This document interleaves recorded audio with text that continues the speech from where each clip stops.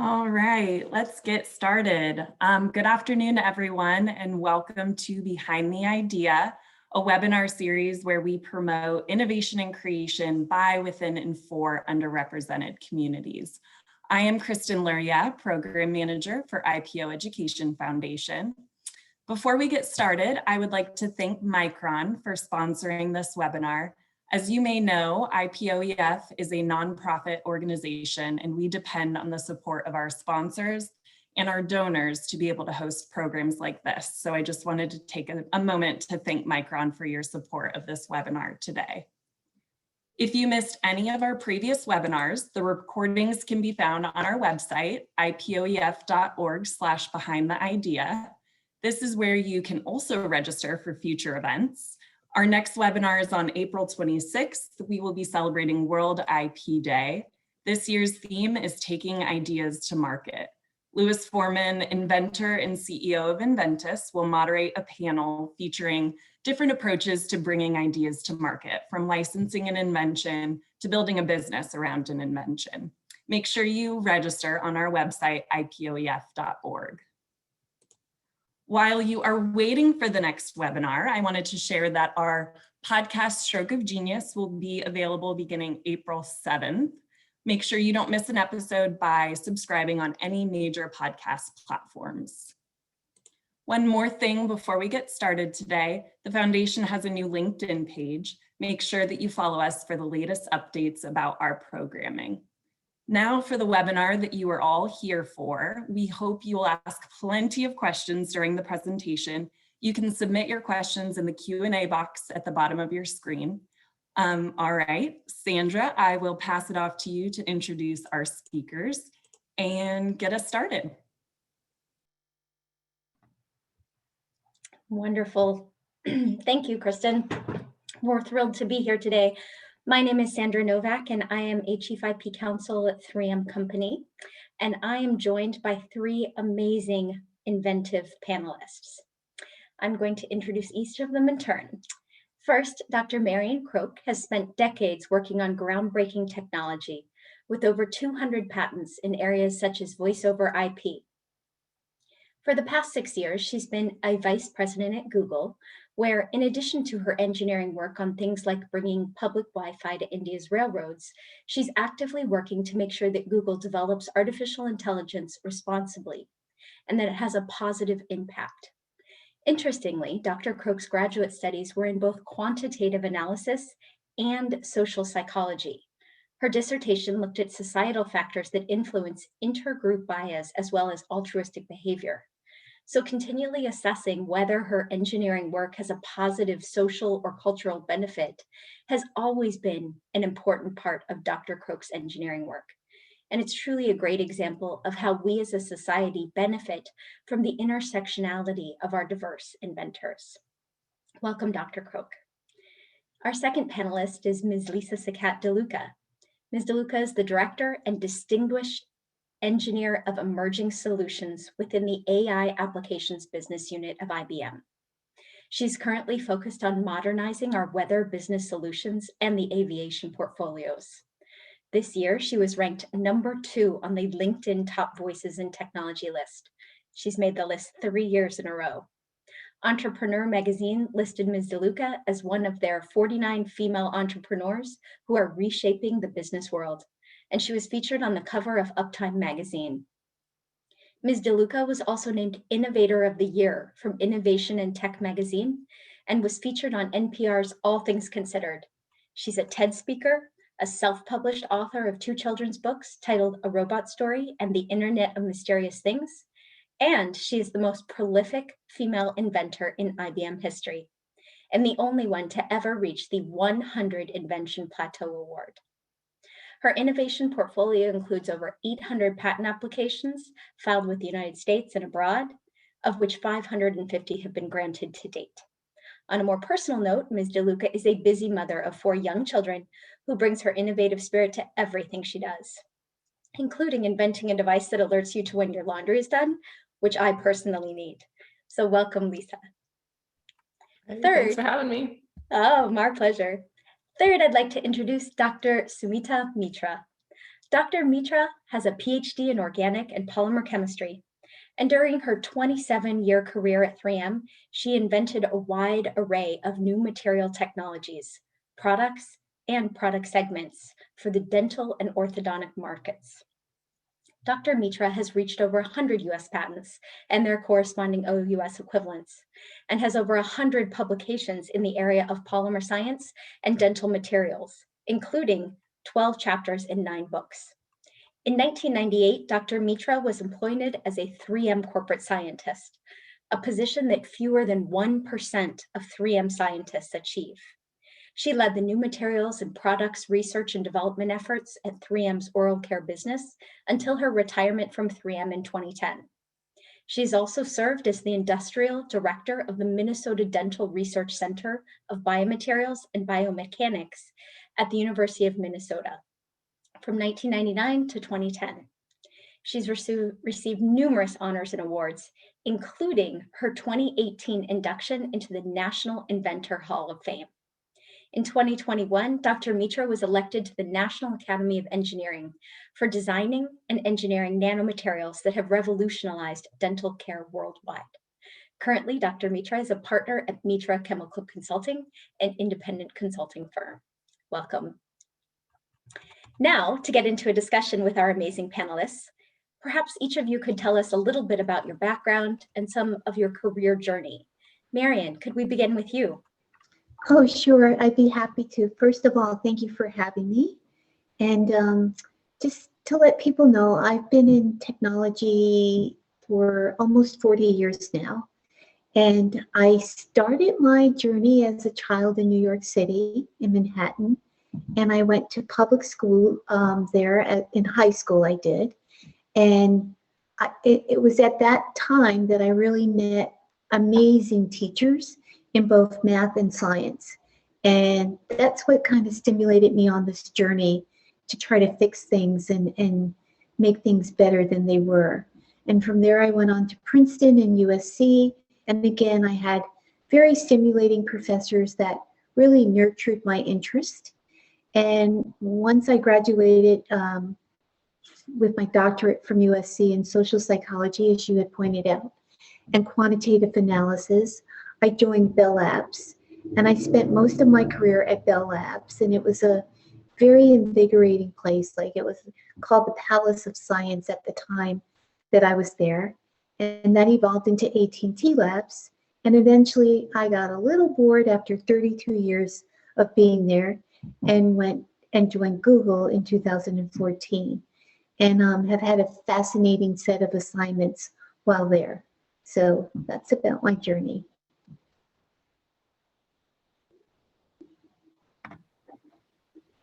Thank you. Lisa, can you tell us a little bit about your journey? Sure. I grew up in Helena, Montana. I'm actually in Montana right now because of the pandemic. I have 4 little ones. So when they had to do distance learning and basically we're at home, and I couldn't work and they couldn't go to school. They were thrown in front of a television. I'm like, I got to get back to Montana and be close to my family. So I'm back here. It was really awesome growing up in a small town, right? It lends itself really well to being an inventor and being creative and kind of like using your imagination to guess how things should be solved and not worry about how it works today. But I didn't have a lot of technology background. I ended up, I liked being on a computer when my family finally got a computer when I was in high school, and like, maybe there's something here. Like, maybe I should look into a career in computers. And so I heard about Carnegie Mellon University, applied to their computer science department, and, struggled through it a little bit, but in a good way, because it was something new. I was challenging myself and learning a ton about what it could be to be in the tech space. And ultimately, I took a job with IBM. I've been with IBM for 16 years. And, I think part of the reason why I'm able to be so innovative is because I have a company that helps to back and support and continue to, encourage folks to be innovative. But that said, now I've got the tools. And so if I ever left, I would definitely continue to innovate, because it's one of my favorite things about being alive, sharing ideas with other people. Thank you. I agree. For all people, sharing ideas is so important, especially we can all be innovators in different ways. Dr. Mitra, can you tell us a little bit about your career journey? Yes, thank you. First of all, thank you for having me here. I'm really honored to be in the presence of both Marion and Lisa. Well, I grew up in India and I spent my teenage years and my early 20s there, going to school and then through college and so forth. But from a very early age, I was really fascinated by materials, like what makes paper different from pencil, why is hair different from skin, and so forth. And very quickly, I came to realize that chemistry is the science that makes up all matter. It's all in the molecules, and chemistry is the central science. And I kind of fell in love with chemistry. And also it helped that I had very good teachers in my high school, especially my chemistry teacher. So I went on to obtain my bachelor's and master's in chemistry in India, in the University of Calcutta, but I really wanted to get into research and development to develop new materials that would help people, sort of chemistry applied to life, if you will. And I applied to many universities, or several universities in the US, and then came here probably 1972, at a time where it was really uncommon for young unmarried women to travel 10,000 miles.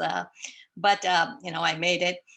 And then I did my PhD at University of Michigan in Ann Arbor. And then after a year of postdoctoral study at Case Western Reserve, joined 3M in 1978. And my entire career was spent over there, just a wonderful place. I initially joined the corporate research lab. And 3M is known for innovation and encouraging innovation. And I then got a chance to move to the dental products laboratory, which is now called 3M Oral Care. And I really loved it because it put me very in close contact with customers or dentists, and I could understand what they needed to give better, to restore the teeth of their patients much better. So at 3M, I held positions of increasing responsibility, but I always was in R&D. And it's a wonderful, cooperative place where people collaborate and work together. And it has all these technology platforms that we can sort of integrate. And I call it connecting dots and making things work at the intersection of all of these technology areas. Sandra mentioned about being a corporate scientist, and in 3M we have this dual career path of being as a scientist or in the administrative. And I chose being a corporate scientist, and at any time there are only a very few corporate scientists. And I was honored when I was the first woman to be promoted to be a corporate scientist in 3M. So that was really quite a good honor for me. And after I also, as Sandra mentioned, was at the University of Minnesota, worked very closely with them, and I was the industrial director, which helped me in working with many students as well. So I retired in 2010, and along with my husband, we started Mitra Chemical Consulting, not a very imaginative name, but nonetheless, it really is quite a bit of fun. My passion is for promoting STEM education, and I'm on the board of Minnesota Independent School Systems, and I do a lot of teaching in different schools and in colleges, both here and in Florida, which is our winter home. And also, I also teach part-time at the University of Minnesota in their dental materials. And so very glad to be here. Thank you. When you all speak about your career journeys and even in the introductions I provided, you all have such amazing careers and have achieved so much. Can you talk to us a little bit about some of the obstacles you faced along the way? I'm presuming that each of you faced different and unique obstacles somewhere along your path. Maybe Dr. Mitra, if you start, you touched on maybe one of those obstacles, which was coming across the world a solo single for a whole new life and a whole new career. I don't know if that was one of your obstacles, but it certainly sounds like it could qualify. So if you could start telling us some of your obstacles, that'd be great. Sure. When you know, at 21 or 22, those seem like, oh, I can do everything. You can conquer the world, right? I would be afraid to do it now. Well, you know, in my early childhood, we lived in a rather remote part of India. It was a beautiful place at the foothills of Himalaya mountain range, and very picturesque. The only thing is that they didn't really have any schools, any good schools. So my mother actually homeschooled me, and I didn't really know what a school was in my primary years until you know, in the later in life, I came to live with my grandparents. We didn't even have any bookstores there, so my grandfather would send books to my mother. But anyway, that was a wonderful experience, though, because I could, you know, I was basically roam around the area and imagine and, you know, invent all sorts of things. But then later, when I was I really wanted to come to the US. But as you can imagine, and this was back in 1972, and young women at that time, just unmarried young women, didn't travel that far. So there was quite a bit of objection in my family. But my mother was, it was a rock in our family. And she said, if you have got admission, you go. So, you know, not really an obstacle, but yeah, some difficulties to overcome. And, you know, so I came to the US and with $8 to my credit and a suitcase mostly filled with books. But, you know, I was had a teaching assistantship and, you know, taught the undergraduate students, and I did tutoring on the side to, you know, for my subsistence, I guess. And otherwise, I think, you know, things went fairly well.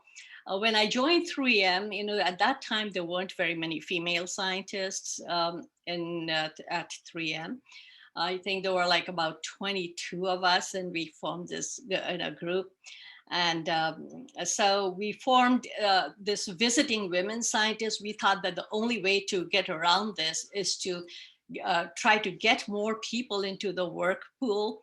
And so we would go to the different schools and colleges, and we called ourselves the Visiting Women Scientists, and 3M was very kind to sponsor that, along with the American Chemical Society, and try to encourage people in especially women, as well as men, but of course, young men and women, to come get careers in the scientific fields, and saying it's really a very lucrative area, and we need to do that to stay ahead.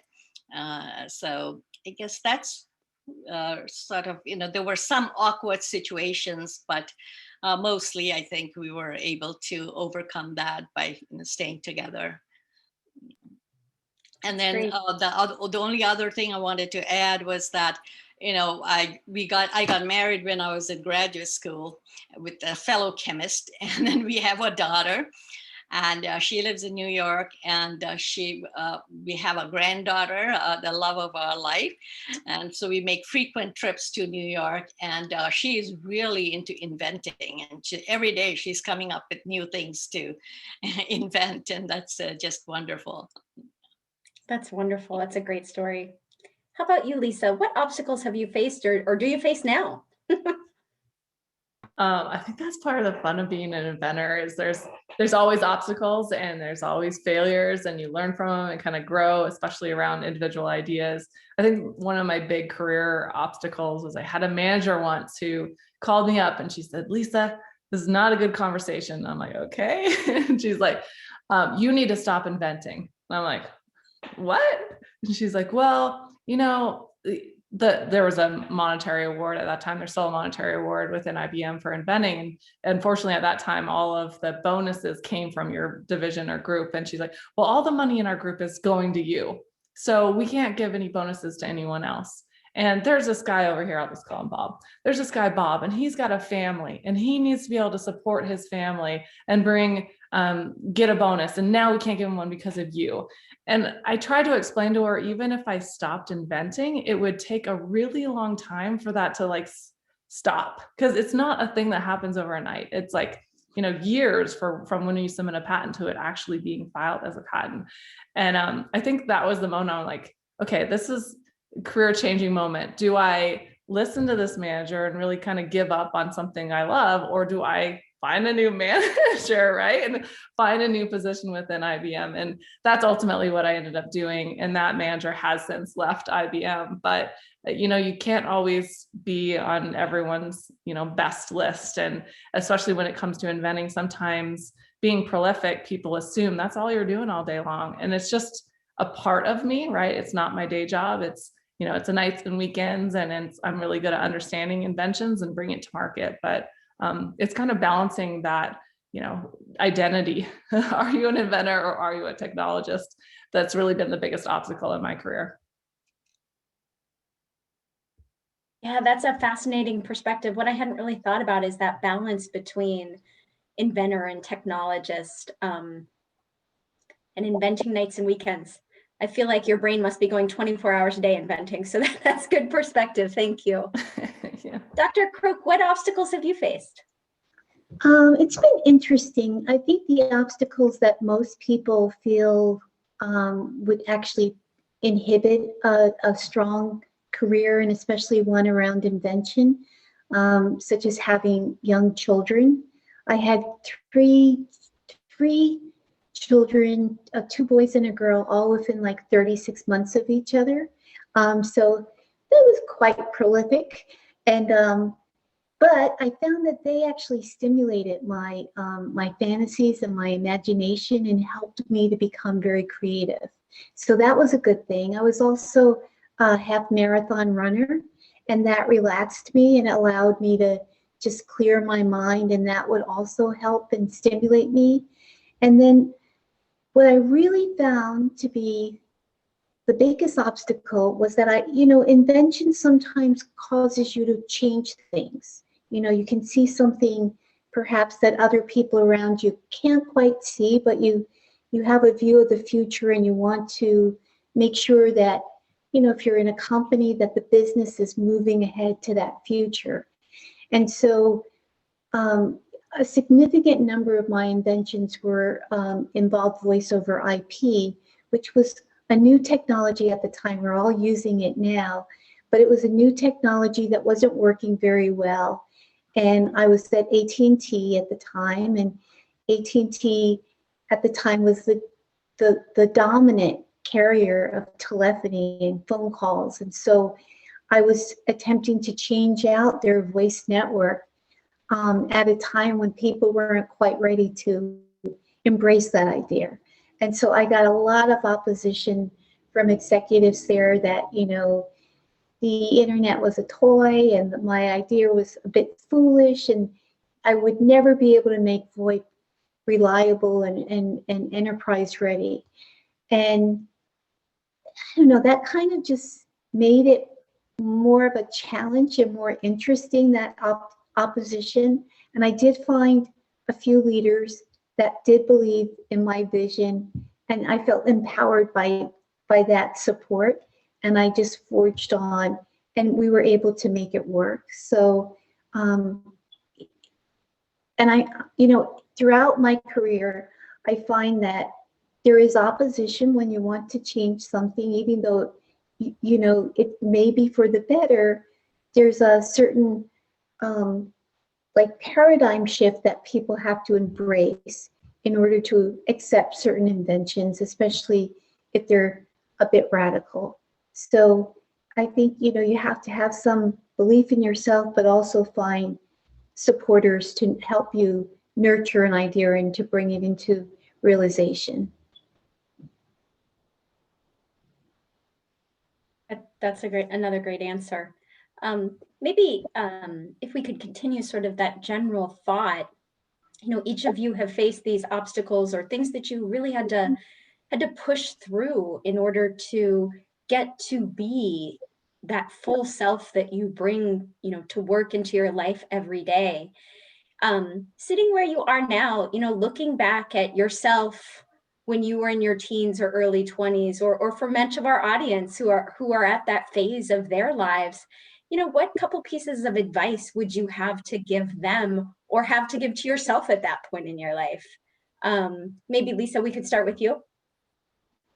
Sure. Yeah, I mentor quite a few young folks, especially coming up through IBM, and they always ask me that question, like, what do I do? I'm like, network, like collect mentors, get a bunch of people in your corner that you can go to and ask questions. And then of course there's the sponsors. I was listening to a call this morning that was talking about what the difference is between a mentor and a sponsor. And they said a mentor is someone you talk to, and a sponsor is someone who talks about you. So that when you're not in the room, they're, hey, look at what Lisa's doing over here. Like, let's get her promoted. Let's give her more opportunities. So you need to have a little bit of both. I think that's really important. And then to just keep your passions outside of work going, which sounds funny, but it's like, if you can keep learning and keep trying to do new things that grab your interests and make you excited, then you'll always find a way to bring it back into your day job to just like make it exciting. If the week goes by really fast and you're like, oh, how is it Friday already? Then you're in the right role. And it's just all about trying to figure out, what makes you happy. Yes, that's a great answer. How about you, Dr. Mitra? Yes, well, that was a great answer. And just to add to that, I guess what I would say is, it's, when we have an invention, and when all of us do that, we have to really bring it into something, transform it into something real, into some kind of a product, that would be useful. And to do that, we really need, persistence and persuasion, and then a little bit of passion too, regarding that.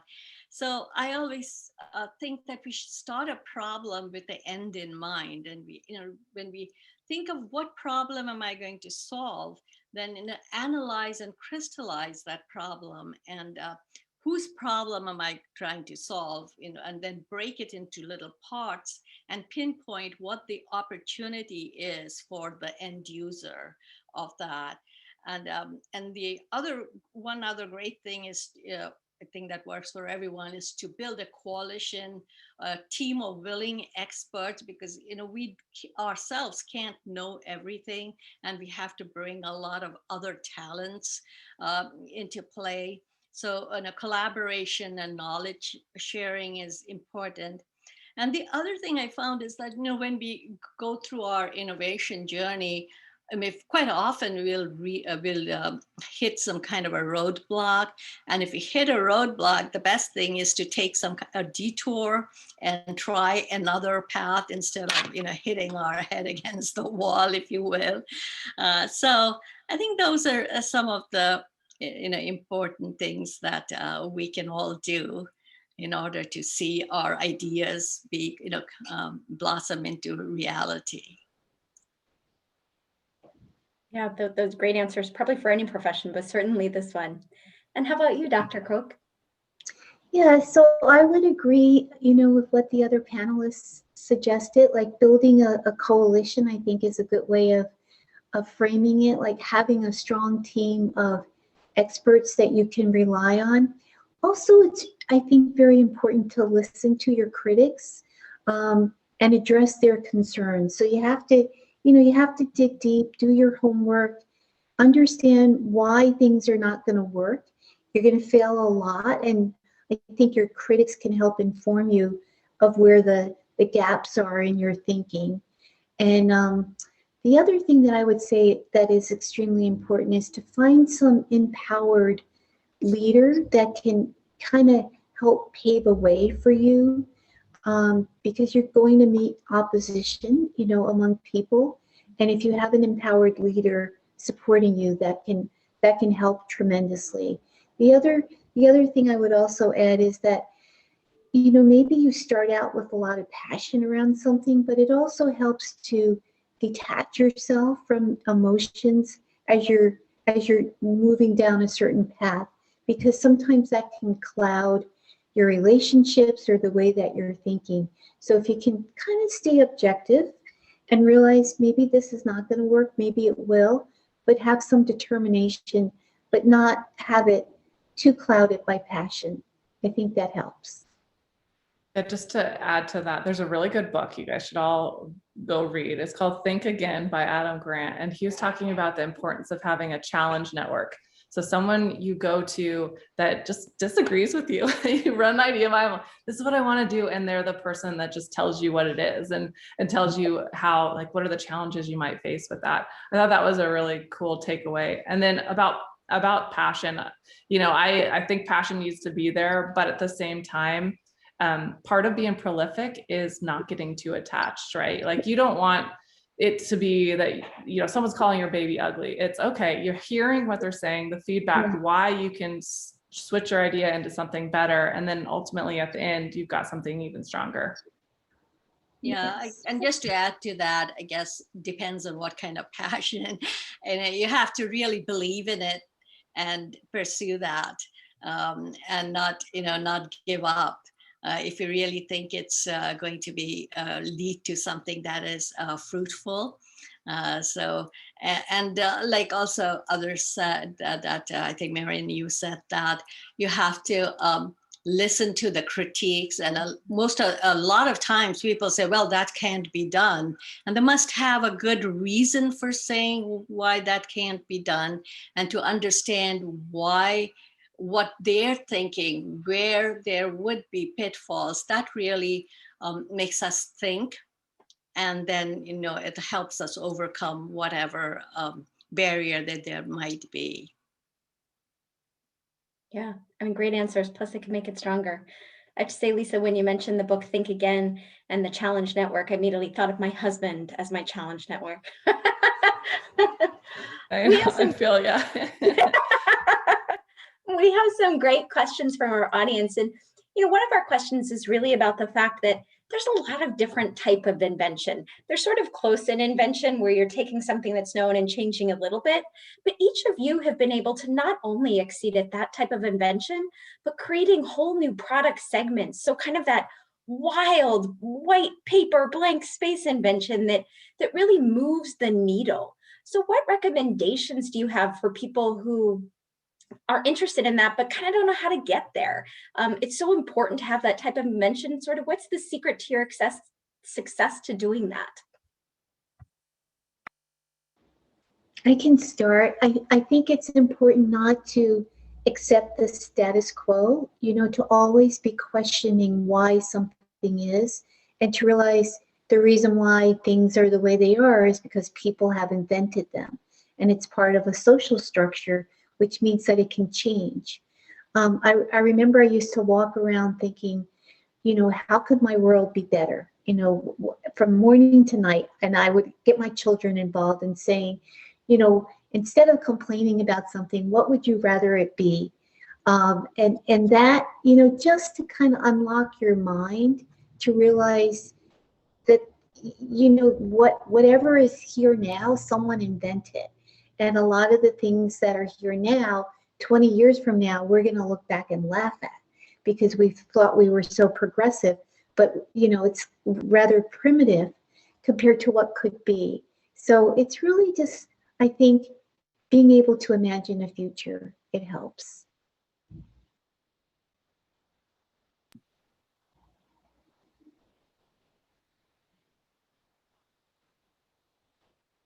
Lisa or Sumita, any thoughts from you on how to create that wild and completely free invention? Yeah, well, I'm still trying to figure it out, so I want to hear your answer. Yeah, do you want to? Okay, in my case, it was always trying to work with the end user to see what were the big problems that they were having. And sometimes it's also problems that they may not be themselves aware of. And so observing, in my case, it was the dentists who were working in the clinic and observing how they were doing their things. And so always it was on my mind is how we can make it easier and faster and better for them so that they can provide a better service for their patients. How would it improve patients' lives? So how could we apply the different technologies to create a new area that would be beneficial to them? And I think thinking sort of in the big picture is that what helped me, at least in my work. Yeah, I don't think that everyone has to come up with that amazing, like that big idea, right? Like, I would love to be inducted into the National Inventors Hall of Fame. I think that's amazing. But at the same time, I know that my little inventions are contributing. And that's the whole point of the invention program and the patent system, is it's supposed to be freely sharing these ideas so that other people can build on top of it. And then it becomes this thing that just grows off on its own, almost like crowdsourcing or open source technology works. So I want to get there someday, but at the same time, I don't think you should be discouraged or not submit the little ideas, because it just helps you practice, right, for when that one big idea comes. These are great answers. So here we are in Women's History Month, and yesterday was International Women's Day. Do each of you have a female inventor who you looked up to, or who you aspired to be like, either now or when you were growing up? Well, when I was growing up, I guess my hero was always Madame Curie. You know, I mean, I was fascinated by her work and all the obstacles she faced, and in spite of all of that, you know, what she did. So not that I ever thought I would be her, but she inspired me. And ever since, you know, there have been many teachers, and the dean of the university where I went to in India, she was, you know, a woman dean, and you know, she was quite well known, Miss Chatterjee. And so, you know, I looked up to her as well. So it was, and then of course nowadays you know, these days there are so many, quite a few people. For example, in 2020, you know, in the CRISPR technology, the Nobel Prize was awarded to Mrs. Dowden, Dr. Dowden, and to Dr. Charpentier. They've done amazing things in the gene editing technology. And of course, they're much younger than me, but the inspiration that they provide and the work they do, that I think is really very useful for all young inventors, you know, someone to look up to. I just put a link in the chat for everyone. There's a program called the AAAS Lemelson Invention Ambassadors Program, and it's kind of like putting a face to inventors. And these are like alive inventors, right? Like often when you think of who's an inventor that inspires you, you think of someone long ago that really did come up with something that changes the world.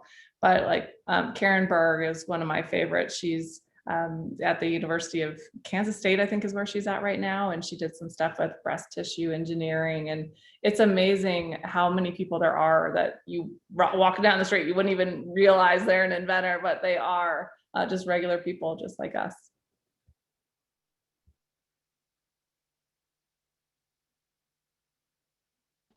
One of the people that I've been inspired by, and I got to interview her like 2 weeks ago, and I was like just so excited, is Mae Jemison, who was a female astronaut. And the thing about her is that she was also a dancer. She's a social scientist. She's an engineer. She's a doctor. She's a physicist. Like she's just so talented across multiple disciplines. And I've always admired her. I mean, she's more of a peer than actual someone that I looked up to when I was younger. But I just celebrate people who can go in so many different directions at once and then can bring it all together in some holistic way. So she's been a hero. When I was much younger, I know this is going to sound funny, but it still lingers with me today. Like I really admire plumbers, and I was fascinated when plumbers would come to my house and fix something. And still today, because they're trying to understand a network of pipes that they can't see. And so they're listening to it, they're feeling things, you know, they're following like a very puzzling picture to finally get to the, you know, root cause of something. A good plumber is like that. And so I've always just been fascinated by the way that they do their work. how complicated it is. And I think there's a lot of science and invention in that role. So I know it sounds silly, but it's always been a fascination to me. It's a great answer, Marion. I mean, I especially like you talking a little bit about the intersectionality of people. You know, we've done a lot of work at 3M where we found that, you know, one of the barriers to children from underrepresented groups going into STEM is not only lack of access or lack of support, but sometimes the photograph that we put up there of the white male scientist with the lab coat and the pocket protector, and sometimes our underrepresented community looks at that and says, I don't want to be that. And we created this whole video series at 3M, really highlighting the intersectionality of our inventors. And, you know, one of my favorite videos is we have a very prolific, wonderful inventor here at 3M who is also a tango dancer.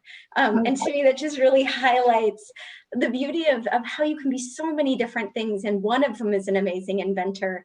And really how the other aspects of your intersectionality as a person add to your ability to be an innovator. So maybe going off that theory, maybe if each of you could talk a little bit about the importance to you of having a diverse, innovative ecosphere in our world, in our country, in our companies, in our universities, et cetera. How meaningful and what are the values that you see there? For me, if you don't mind me going first, it's always been just such a stimulus to me. I grew up in Manhattan and I lived on a block where there was a Greek church. I lived next door to a synagogue. There were people from all different cultures, like right within that same block. So I felt very fortunate to have that growing up. It didn't seem unique. And then I followed that, like at Bell Labs, it was the same type of global diversity, and at USC I encountered that, and now again at Google I'm seeing that. And I think, you know, exposing yourself to different languages, different people, different cultures, even like a different like form of science or liberal arts, it just opens up your mind to the fact that, you know, your world is small and the universe is much larger. And I think it just stimulates your brain to think very creatively.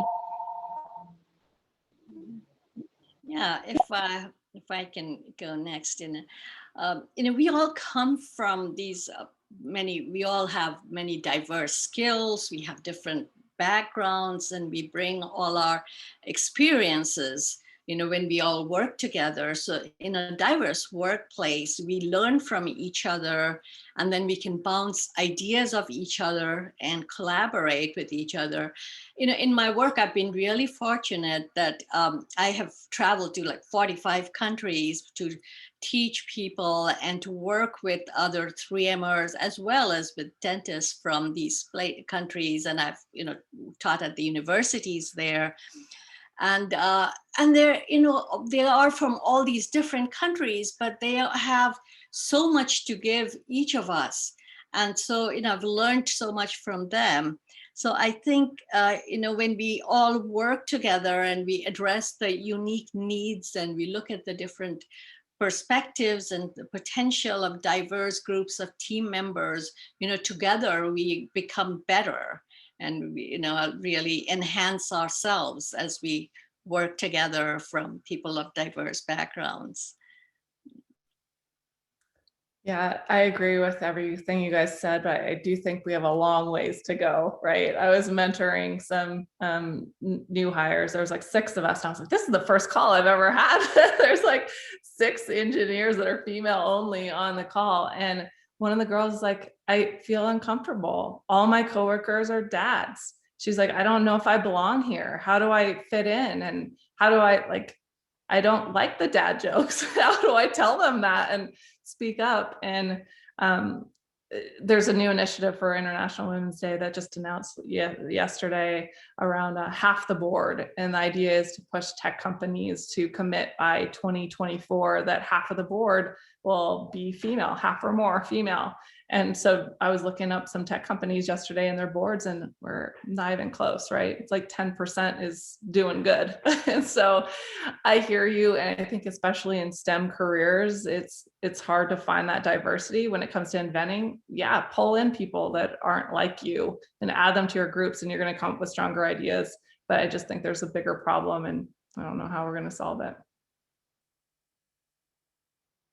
Maybe sort of continuing with sort of the challenge that you sort of threw down, Lisa, sort of how to solve that problem. I think we acknowledge there is a problem there and we haven't reached where we want to be or should be. One of the things that each of you have mentioned, both as receiving and providing, is mentorship and sponsorship. I mean, it sounds like it's been an important part of each of your careers to receive mentorship and sponsorship, but also to provide it now that you're in a position where you can provide that to others. Can you talk a little bit more about the mentorship and sponsorship and the role it's had in your careers, in your development, and how it's helped you progress, both as receiving and giving? I mean, I learn a lot even when I am someone else's mentor, especially when the person I'm mentoring is from a different generation or a different culture. Or, I learn so much just from talking to people. So I always say I learn just as much, if not more, from being the mentor than being the mentee. It's such a flexible role. So if you could talk a little bit more about that, I think we'd appreciate that. Okay. Well, do you have any particular order, or should I go? Okay. All right. Yeah, that's what you mentioned is really, really, close to my heart as well. I certainly have received good advice from other people, particularly one of my, early in my career, I met a woman who was at 3M, and she has been my lifelong friend, and I've learned a lot from her, and we still are friends. And so I've tried also to give as much. At 3M, we have formal mentorship programs, but we also have informal programs. And then now outside, after I retired, as I go to the different schools and, work with the students and also to the undergraduate colleges, especially trying to people of disadvantaged neighborhoods. That's where I've tried to concentrate more. And also in the rural areas of Minnesota. I've gone to the schools in the rural area of Minnesota where they don't really see a lot of people, they don't, with science backgrounds or, who have had the type of careers that they would like to pursue, but they don't know who to ask. And I find that also very rewarding to myself. And, while we are teaching or we are trying to, give information to others, I find that very inspiring myself because I learned it so much from that. And Sandra, you talked about people from different generations, especially for the younger people, they have a different perspective to things. And it really is, I learned so much when I talk to them and they look at the world differently. And that is a very real world that we need to address those, their points of view. So that's what is, like I say, I really like doing that. And I think we need, the more people we can get into doing that would be, I think it'd be better for us all.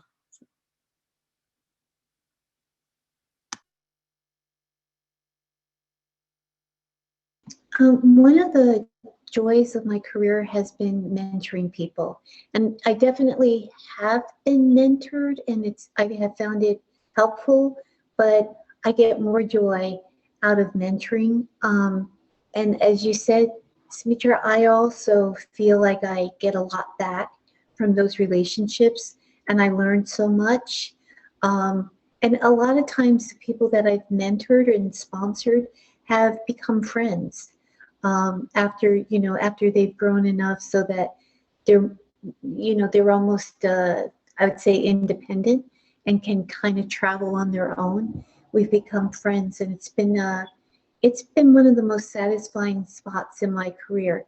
And one of the hardest things in changing jobs from AT&T to Google is it took me a while to establish mentoring relationships with, new people, because I didn't really have much to teach them about the culture that they were in. So now all that joy is coming back again. But I've gotten much more out of those relationships than I ever imagined. I think those are all really good points.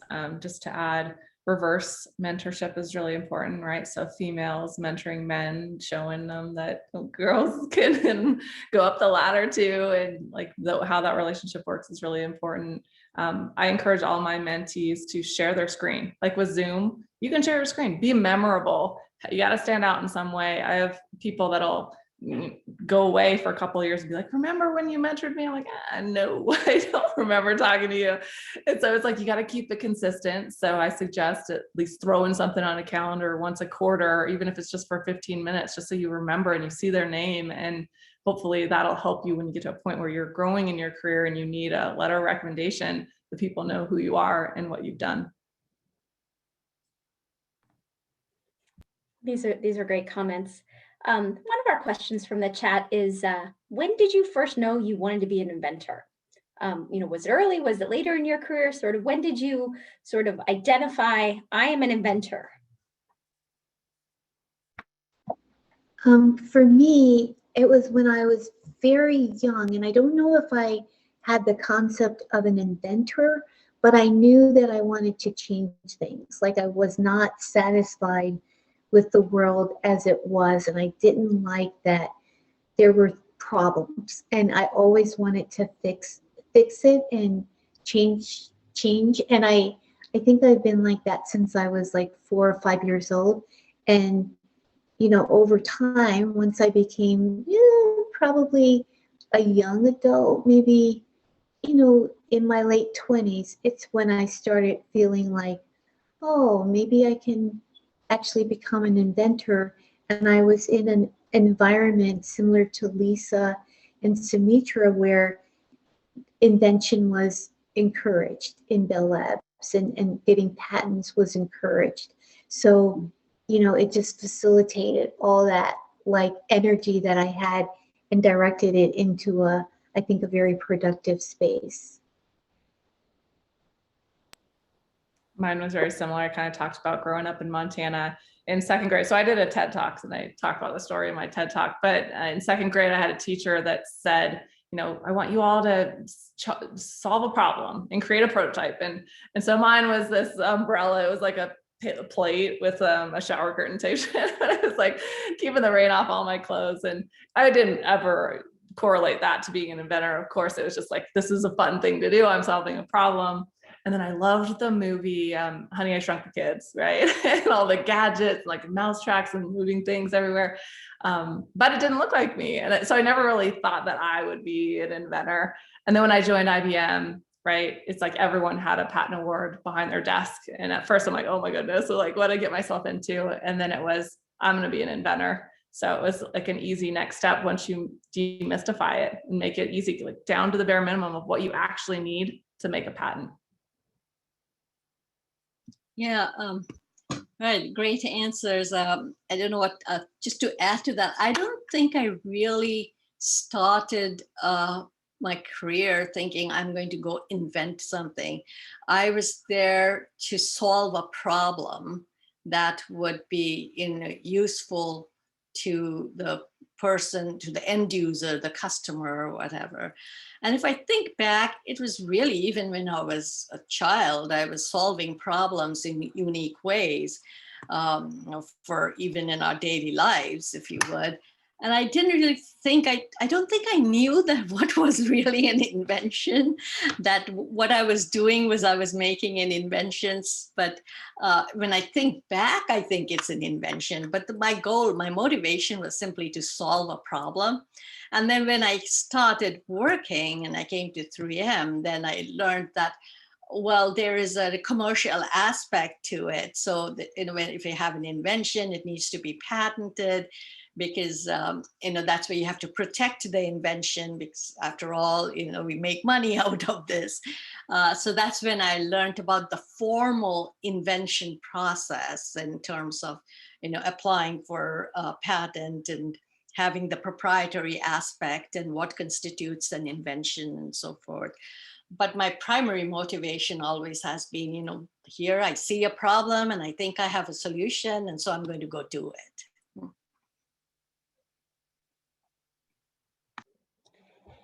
Here we are in the sort of midst of the global pandemic, and it has certainly, I think, you know, you'll read about how it has taken us from 2020 to 2030 in certain ways, but it's also impacted somewhat negatively, somewhat positively, things that all of you mentioned as being important, things like networking and collaboration and communication. I think we've all found great ways to do it, including this virtual webinar that would have been much more difficult to schedule and attend sort of in non-pandemic times. You know, as you look at where we are today and also the future of innovation, you know, what do you think the things are that you're most excited about, changes for the good? And what are the things that you are concerned about that we could have lost time or benefit on? So I think a really positive thing is, you know, just the very varied ways that we have of communicating now that you know didn't exist 10 years ago, 15 years ago. So that, yeah, we, you know, if we were fortunate enough to be able to work remotely, we were able to do that. You know, we could continue to communicate and at least see people. And there are all these like ways of staying socially connected. And then, you know, the other side of that is you get information as well. You get exposed to lots of information. And it's very easy to do research if you're careful about what you're picking in terms of the data that you have access to. And I think that's it's a great thing and it's a catalyst, but then I think that's also the downfall is that we're, you know, if you think of just like this, what people say, like an attention economy, and that you only have so much attention to devote to certain things. And I feel like sometimes we can get sucked into paying too much attention to social media or even streaming and not, you know, necessarily focusing on what we actually would bring benefit to the world. So I think the very thing that is a good thing can be somewhat harmful as well. Mm-hmm. Yeah, yes, exactly.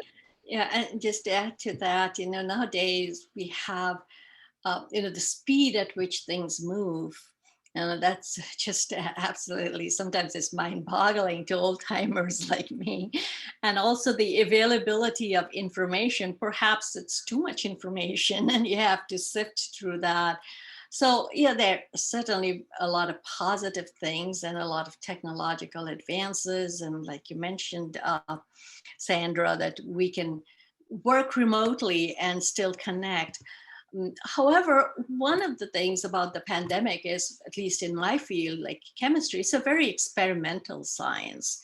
And because of the pandemic, people can't really go to the laboratories and do the work as much as they could do before because of the social distancing and so forth. And it has disrupted things. People are finding more creative ways, you know, and adapting.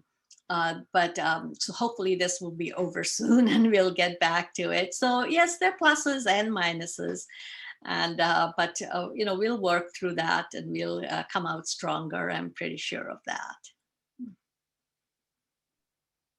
Yeah, I mean, I think that the pandemic is causing companies to digitize and move faster, that they should have been to this point and they weren't before. A great example is buy online, pick up in store. Why did that not exist? Why is it not easy for us to go get our things and not have to go through a store?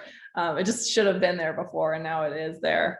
But I think, you know, there's a saying, don't waste a good crisis, right? And because of all of this, you're seeing a lot more innovation, and hopefully there'll be some shining light at the end of this tunnel. All right. Well, I have to say, Marion spoke earlier about how a couple weeks ago she got to interview one of her heroes, and this has been such a pleasure for me to interview 3 of my heroes. It's been such a pleasure to talk to you and learn from each of you, and our audience has been filled with great questions for you. So thank you so much for being here today and answering all of these questions and providing your really meaningful insight and also inspiration. Thank you all so much for coming. I don't think I could have said it better than Sandra. We are honored by you sharing the time with us. I bet we could all sit here another hour and talk with all of you, but we will give you your evening back. But thank you so much. And hopefully we will see you all virtually soon and maybe even in person soon. So have a great night and thank you again. Thank you.